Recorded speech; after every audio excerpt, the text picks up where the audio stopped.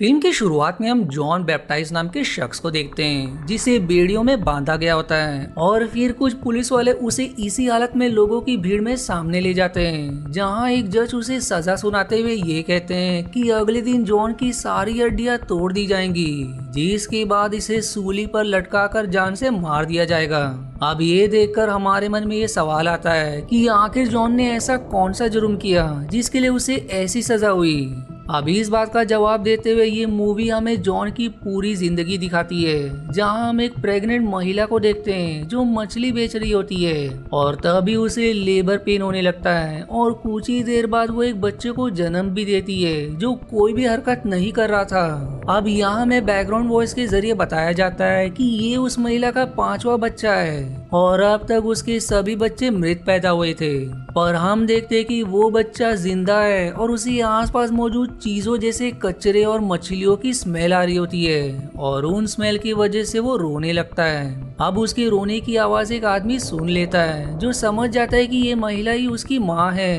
और इसी ने अपने बच्चे को कचरे के पास फेंका है, इसलिए वो ये बात बाकी लोगों को बता देता है, जिस कारण उसे अपने बच्चे को जान से मारने की कोशिश करने के लिए फांसी पर लटका दिया जाता है, जिसके बाद उस बच्चे को एक अनाथालय में भेज दिया जाता है, जहां उसे समय के साथ उसकी सूंघने की शक्ति विकसित हो जाती है और अब हम देख पाते हैं कि वो काफी दूर तक की चीजों को सूंघ सकता है, यहाँ तक कि तालाब में मौजूद मेंढक और मछलियों को भी। अब थोड़ा बड़ा होने पर अनाथालय की इंचार्ज उसे बेच देती है। वहीं जिस शख्स ने जॉन को खरीदा था वो जानवर की चमड़ी को बेचा करता था और वो जॉन को इस काम में लगा देता है। फिर एक दिन वो जॉन को लेकर एक दूसरे शहर जाता है जहाँ उसे भेड़ की चमड़ी को डिलीवर करना था और तभी उसे पास ही मौजूद परफ्यूम की दुकान से बहुत अच्छी स्मेल आती है, इसलिए वो उस तरफ खींचा चला जाता है, जहां हम देखते हैं कि दुकान का मालिक अपने सबसे अच्छे परफ्यूम को दिखा रहा था, जिस परफ्यूम का नाम एमोर एंड साइक होता है। फिर आगे बढ़ने पर जॉन को फल बेचने वाली एक महिला से बहुत अच्छी स्मेल आती है, जिसके कारण वो मदहोश होकर उसका पीछा करने लग जाता है, जिस पर वो महिला जॉन से फिर सवाल करती है कि क्या वो कोई फल खरीदना चाहता है, जिस पर फिर जॉन उसका हाथ पकड़कर उसे सूंघने लगता है और उसे ऐसा करता देख वो महिला वहां से भाग जाती है। फिर थोड़ी देर बाद जॉन उसकी महक का पीछा करते हुए वापस से उसके पास पहुंच जाता है और यहाँ हम देखते हैं कि वो महिला अकेली होती है, इसलिए जॉन उसके ठीक पीछे आकर खड़ा हो जाता है और ये बात उस महिला को भी पता चल जाती है और तभी पास से एक कपल के गुजरने के कारण जॉन उस महिला का मुंह दबा देता है ताकि वो शोर ना कर सके,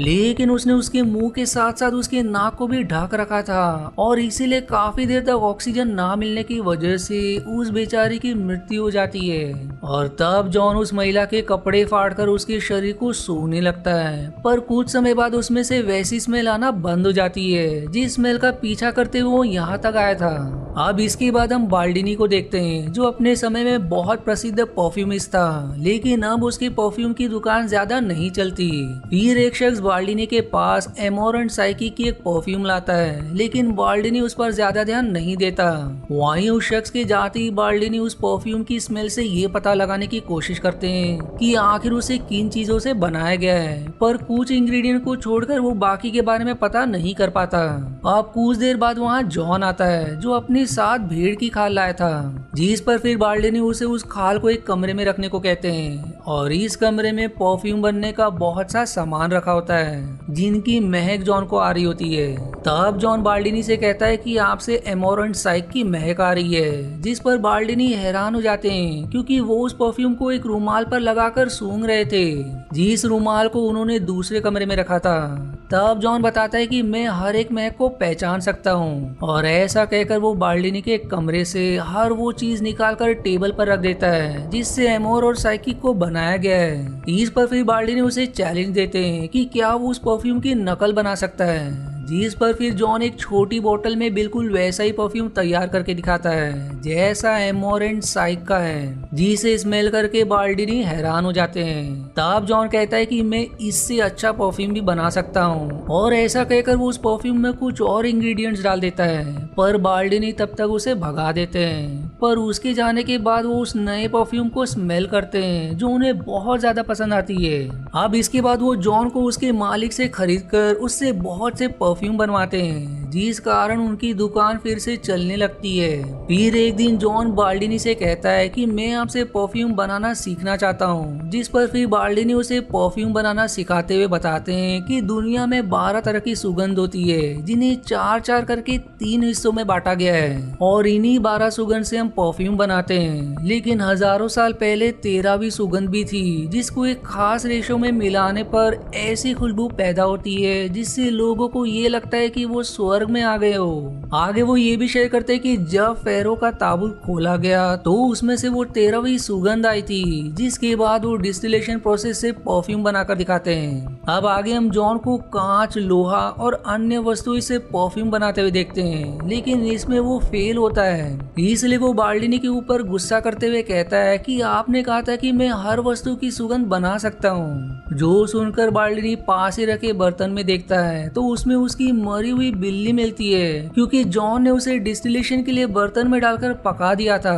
अब अगले सीन में हम जॉन को बीमार हालत में देखते हैं, जहां बाल्डिनी उसे बताते हैं कि ग्रासी नाम की जगह पर अलग तरीके से परफ्यूम बनाया जाता है और शायद तुम वहां जाकर कुछ ऐसे तरीके सीख सको जिनसे तुम सभी चीजों की सुगंध को निकाल पाओ। जिसके बाद वो जॉन को कुछ पैसे और अपने लेटर पैड में उसकी सिफारिश लिखते हैं, जिसे देखकर वो ग्रासी के परफ्यूम स्कूल में एडमिशन ले सकता है। लेकिन इसके बदले वो जॉन से 100 नए तरीके के परफ्यूम का फॉर्मूला पूछते हैं, जिस पर जॉन उन्हें 1000 नए फॉर्मूला बताता है। अब आगे हम जॉन को ग्रासी शहर की ओर जाता देखते हैं, जहां रास्ते में वो एक गुफा में रुकता है और यहाँ उसे ये रियलाइज हो रहा होता है कि आसपास की चीजों से तो खुशबू आ रही है पर उसकी खुद की कोई खुशबू नहीं है। जिसके बाद वो अपनी पहचान बनाने के लिए दुनिया का सबसे अच्छा परफ्यूम मेकर बनाने की राह पर निकल पड़ता है और रास्ते में उसे एक खूबसूरत लड़की भी दिखाई देती है जो घोड़ा गाड़ी से जा रही होती है और इस लड़की से जॉन को वैसी सुगंध आती है जैसा फल बेचने वाली महिला से आ रही थी। इसलिए जॉन फिर से मदहोश होकर उसका भी पीछा करने लगता है। अब हमें आगे पता चलता है कि उस लड़की का नाम लॉरा है और अब वो अपने पिता के साथ ही रहती है क्योंकि उसकी माँ की मृत्यु हो चुकी है। जिसके बाद हम जॉन को परफ्यूम स्कूल में देखते हैं, जहाँ वो नए तरीके से परफ्यूम बनाना सीख रहा था। अब इसके बाद सीन शिफ्ट होकर हमें एक कपल दिखाया जाता है, जहाँ प्रेमिका अपने प्रेमी को लकड़ी की सीढ़ियों से गिरा देती है, जिस कारण वो गुस्से में उसे अकेला छोड़कर वहाँ से चला जाता है। फिर थोड़ी देर बाद वहाँ जॉन आता है, जिसके बाद हम प्रेमिका की लाश को परफ्यूम बनाने वाले ग्लास चेम्बर में देखते हैं, जो देखकर हम समझ पाते हैं कि जॉन उस लड़की से आने वाली सुगंध से परफ्यूम बनाना चाहता था।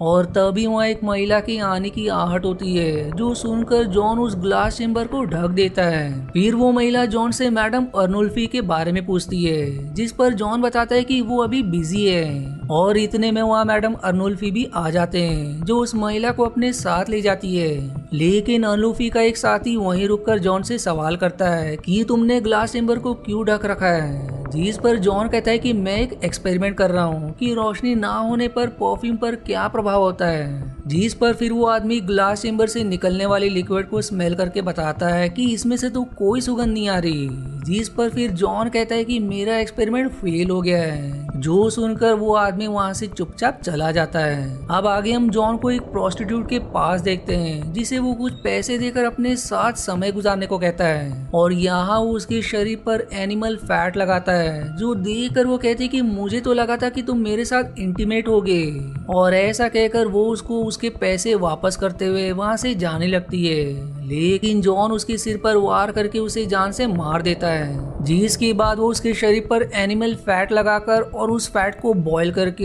एक परफ्यूम तैयार करता है, जिसे चेक करने के लिए वो उस परफ्यूम को अपने हाथ पर लगाता है और उसके ऐसा करते ही उस प्रोस्टिट्यूट का कुत्ता जॉन की तरफ खींचा चला जाता है। यानी कि जॉन इंसानों की खुशबू से परफ्यूम बनाने में सफल रहा। जिसके बाद हम उसे कई महिलाओं की हत्या करते हुए देखते हैं, जिन्हें मार कर वो उनके ऊपर एनिमल फैट लगाता है और उस फैट की मदद से परफ्यूम तैयार कर लेता है। और इस तरह उसने 12 परफ्यूम तैयार कर लिए। पर बाल्डिनी ने बताया था कि इन 12 खुशबू के अलावा 13वीं खुशबू भी है, जिसे पाने के लिए जॉन लॉरा के पीछे लग जाता है। वहीं शहर में हो रही इन हत्याओं के पीछे का कारण किसी को भी पता नहीं चल रहा था। जिस पर फिर लॉरा के पिता जो खुद एक पुलिस ऑफिसर है वो बताते कि खूनी ने सिर्फ खूबसूरत लड़कियों को ही अपना शिकार बनाया है, लेकिन उसने उन लड़कियों को मारने से पहले उनके साथ कोई भी गलत काम नहीं किया, क्योंकि कई लड़कियों की लाशों की पोस्टमार्टम रिपोर्ट से ये पता चला कि वो लड़कियां वर्जिन है, यानी कि वो कातिल किसी मकसद को पूरा करने के लिए इन लड़कियों को मार रहा है, ना कि शारीरिक सुख पाने के लिए।